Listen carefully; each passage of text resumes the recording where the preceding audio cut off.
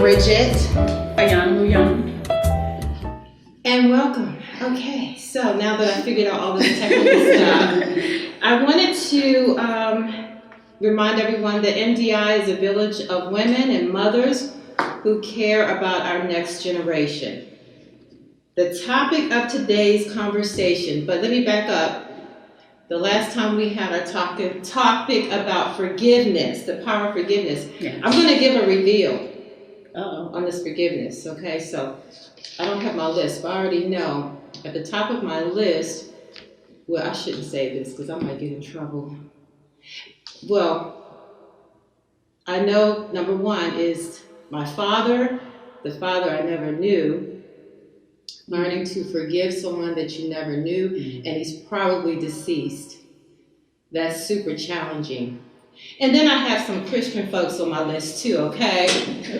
I probably shouldn't say that, but you know, people that quote scriptures and things like that, I'm just being real, okay? Because this is real talk. I have some people that go to church every Sunday, quote scriptures, and they have done some mean things, but it's okay because I know I need to forgive those folks. Anyway, moving on to the topic. I'm just going to focus on the fatherless daughters in our community. And it's personal for me because I was a fatherless daughter.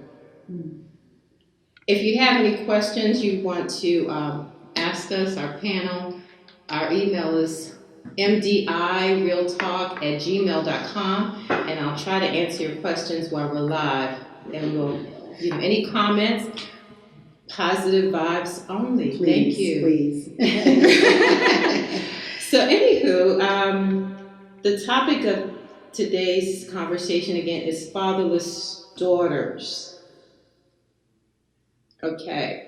And I do have some stats. Did you have a stat as well? I do. I have a general. Yours are specific, correct? Right. Mine is a general stat, and my father.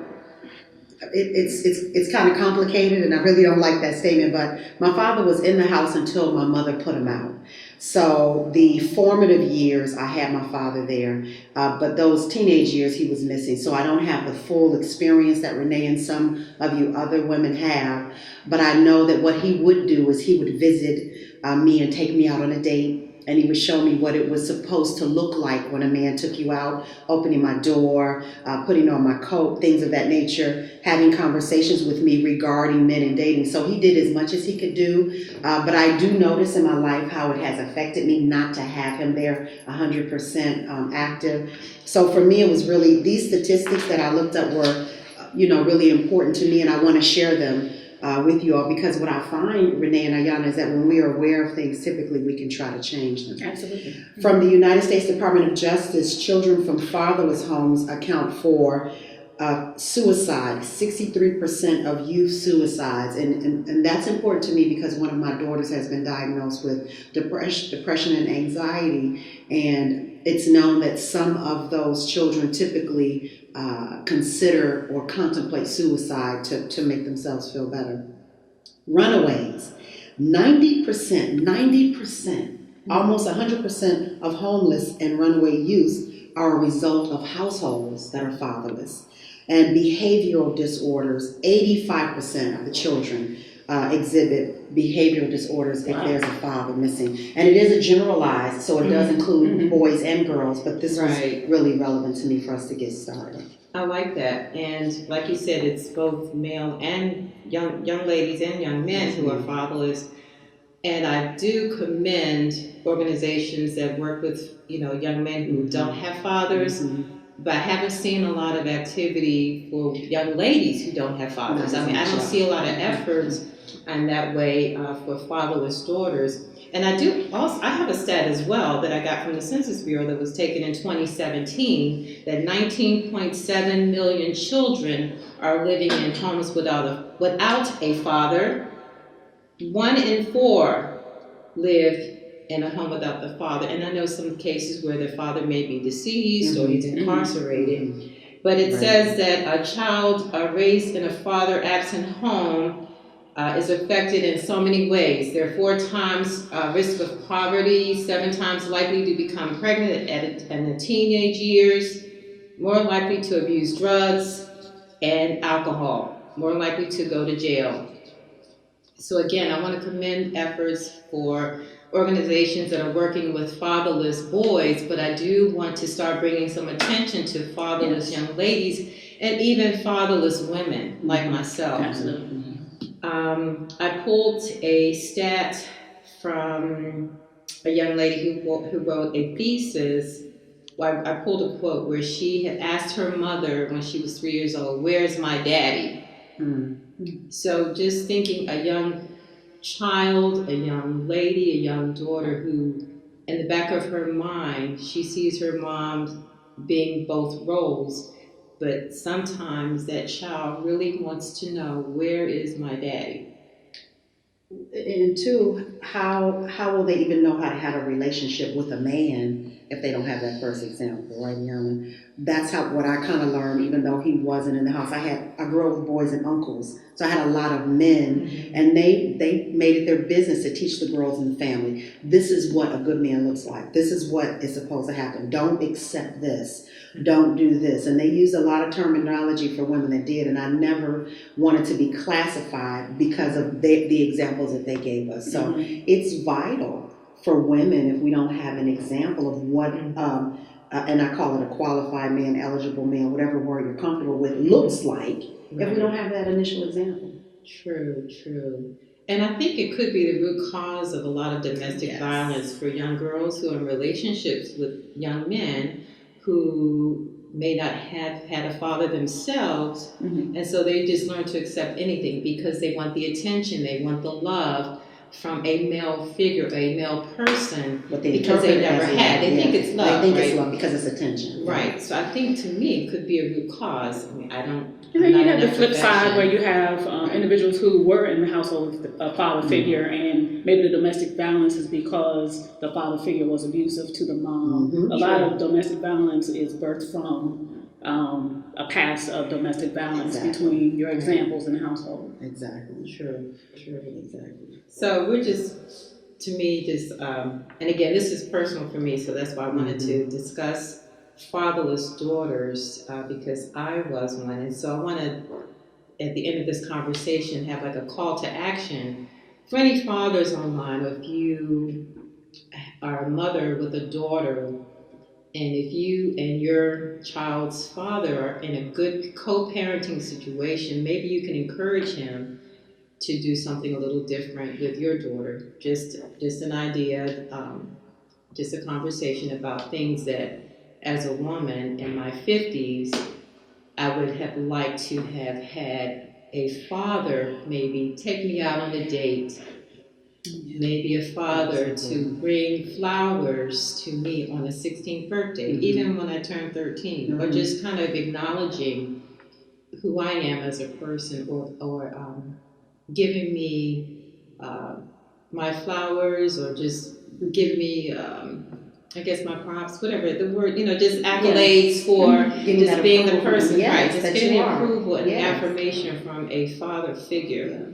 And so just some ideas, just a call to action for men if you are online, and not to say that all men are absent fathers. So we don't want to make that assumption that all men are absent fathers, but I find that sometimes fatherless daughters may have a father in their life, but just because you are paying child support or you visit every other weekend with your daughter, I kind of feel like fathers can do a little bit more. And I'm just, again, making a statement, my own personal opinion. I don't want to step on any toes from fathers who are doing what they can. And there are plenty out there. Right. So shout out to all of you. I know plenty of dads. I know amazing dads. We're not dad bashing by any stretch of the imagination. So I know people who grew up. I've spoken to many people who have grown up with a dad in the house, however, but he was emotionally inactive or unavailable. So that in and of itself can be considered a present absentee father. So it really depends on analyzing the situation and taking out of it what we need to take out of it. You let me know when you want to start with some questions. Questions. I mean, we kind of jumped in early, but I believe in defining things before we get started. So question, number one, what actually is a father's role in a daughter's life? Because, we're talking about these things that we have expectations for, but what is it that he is responsible for? Again, you can start. What do you think that a father is supposed to do for a daughter? I think you two pretty much touched on it when you talked about just being a role model and showing young ladies how a man should treat her. You all have read my book, so you know that I have put my entire business out there for the world to read, and I'm okay with that. And one of the stories that I share in the book is about my dad and how he had another family when I was growing up. So I did not have the relationship with my dad that I wanted, which caused me to exhibit behaviors that I now know were inappropriate, that my daughters are now taught not to follow the same trends that I did. And by that I mean, if you want, this is real talk. Yes, right? yes. So by that yes. I mean, giving myself to men physically, expecting love in return. Right, yeah. Only to be used. Right. And the list goes on. Right, and it emotional as well. So because I don't have the full example, but even though my father did his best to compliment me, he did build my confidence. But by him not being in the house, the small nuances were the things that I missed and didn't know. But by my brothers being there and them having to step up, they tried to fill in. So it was a little bit, but I still made the big mistakes. Marrying somebody who I did not know who he fully was, but him being able to check off the husband checklist, but those little nuances that I didn't get from my father, I missed all of that in him. Yeah. So, you had a timeline? No, I didn't have a timeline because I got married in my 30s. No. Yeah, my timeline was never get married. Never get married. But he was very persistent in any case. You want to talk a little bit about the role, or did you want us to go on to the next question?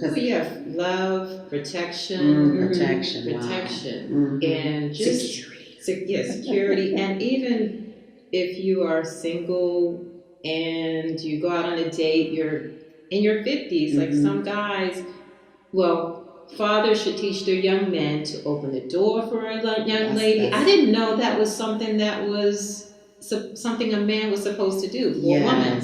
I learned that in my 40s because I never knew that males should do certain things to treat women like a queen, or to treat your daughters like a queen. Like the guy's supposed to stand on the outside, the young lady's supposed to stand on the inside when you're walking down a busy street or a sidewalk. Exactly. So some of those things that the role, the father should exhibit certain behaviors and teach the daughter certain things that she should expect a certain level of respect as a young lady. Wow. And so I think we even talked about already how does not having a father affect us, or how there are certain aspects that are absent that if we miss them or women miss them, how we manifest it. So we did talk about that. Did you want to elaborate a little more? Oh, wow.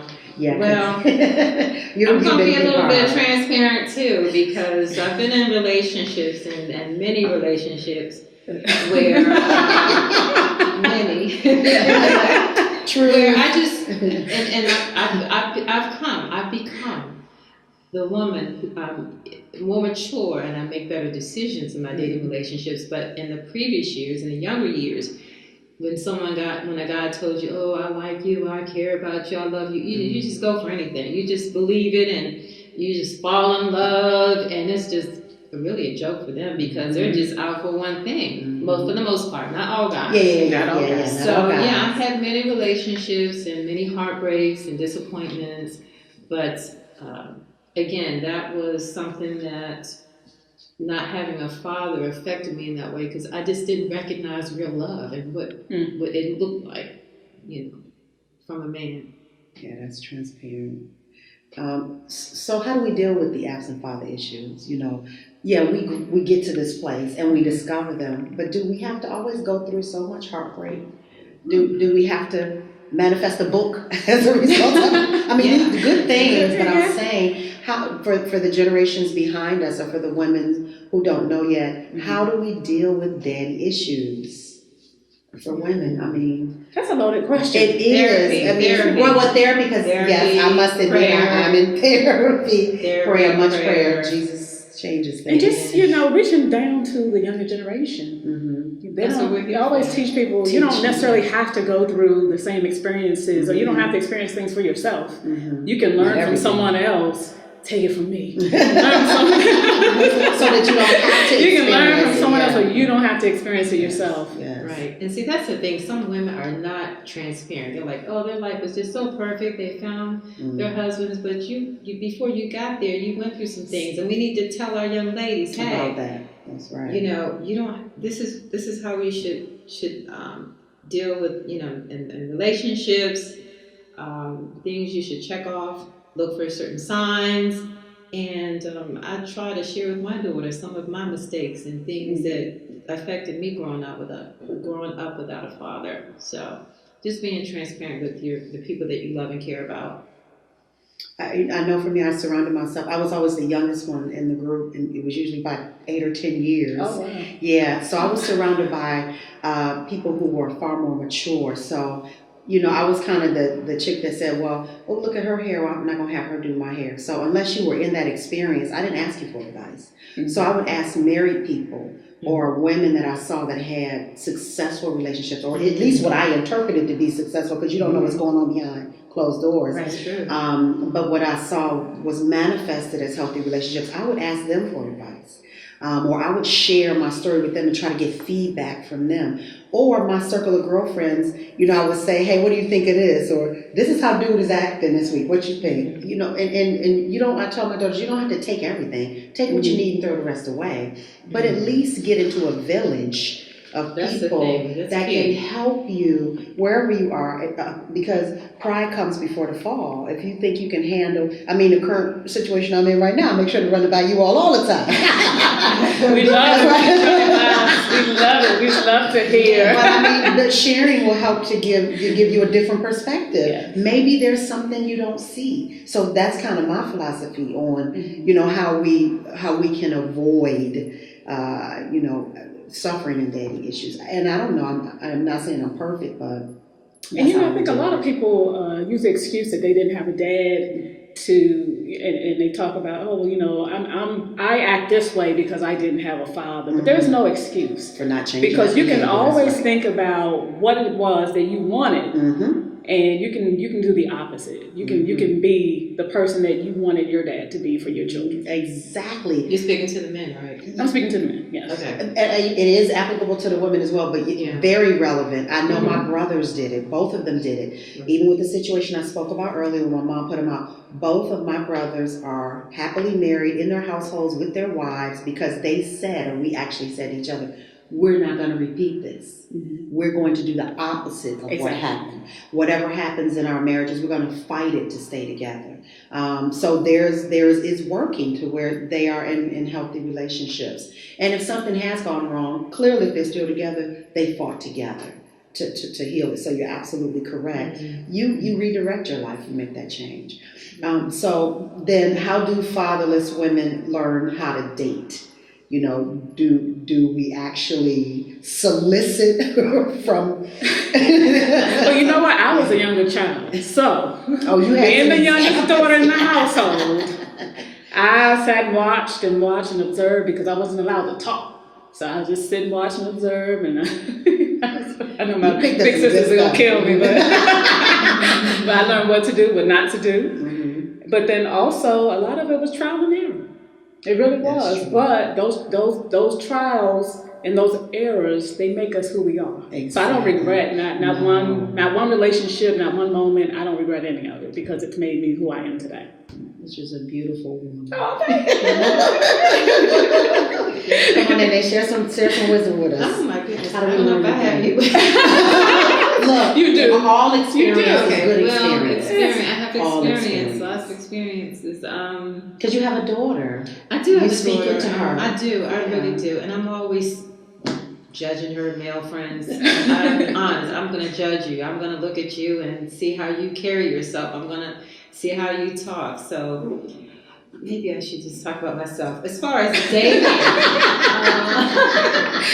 being a fatherless woman, now that I am dating, you just try to reflect on those things that you used to do because you don't want to keep making the same mistakes, yes. right? Mm-hmm. So, and when you get in your 50s, you don't want to start looking for that same nonsense you were looking for in your 20s. It's not even acceptable. Right? Mm-hmm.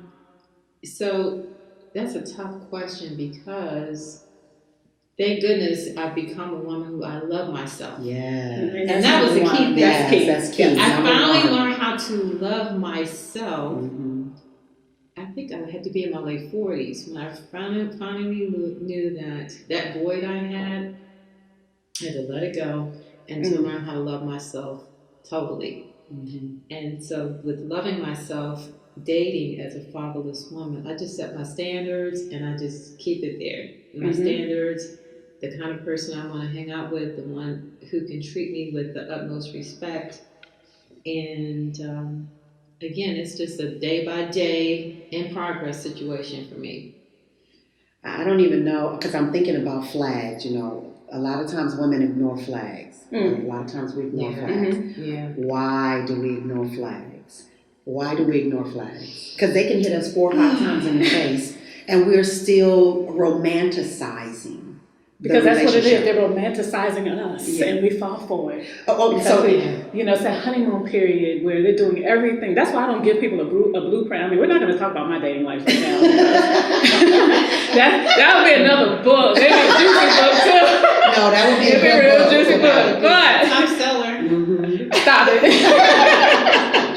But you don't give them the blueprint. I don't give a blueprint. I'll tell you what is non-negotiable for me. Mm-hmm. But if you give them a blueprint, they're going to do everything that you said and for the first 2 or 3 months. Mm-hmm. Yeah, 90 days to get what they want. I agree. And then from there, by then they got the real person. Yeah, right, they the got real you person shows their face. Well, I mean, I think as women we don't ask enough questions.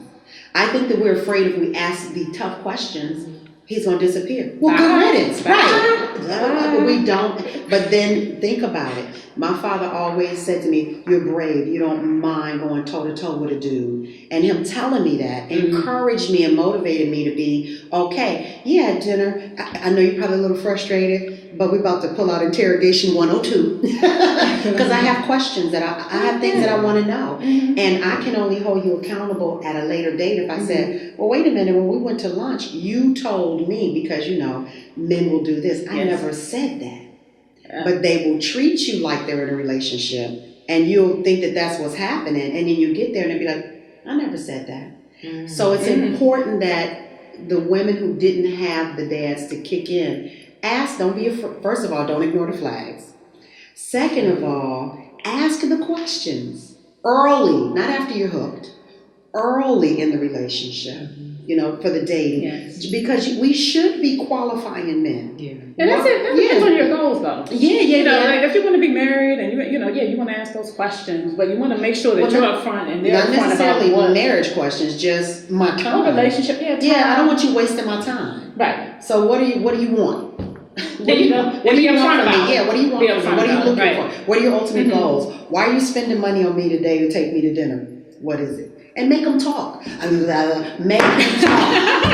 Don't make them comfortable. We're caregivers, right. So we want to make them. Don't make them comfortable. Let him squirm in his seat and let him talk. And if he can't answer your question, guess what you've learned? You've learned something about him. So that's just for me. We need to go ahead and have a real talk about dating. About dating. We can teach our young ladies and the ladies coming behind us about just some pointers. So that was pretty deep. So maybe in the future one. Yeah. We are, but I do want us to close because you have the full experience. I do. And I want you to pour into some of the women that are listening some of the successes that you've had. Because like Ayana said, some people make an excuse for it, Renee. Wow. You have not.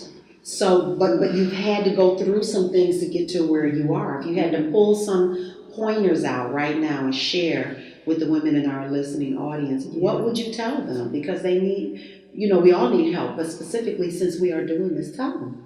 Well, basically, as a fatherless daughter where I had no interaction with my father, if you can get the therapy you need to help you learn how to love yourself and accept the fact that this person walked out, and you will never sometimes find out why he walked out. It's not important. Now it's all about you and how you need to become a person or become your own person and push past that issue if you can.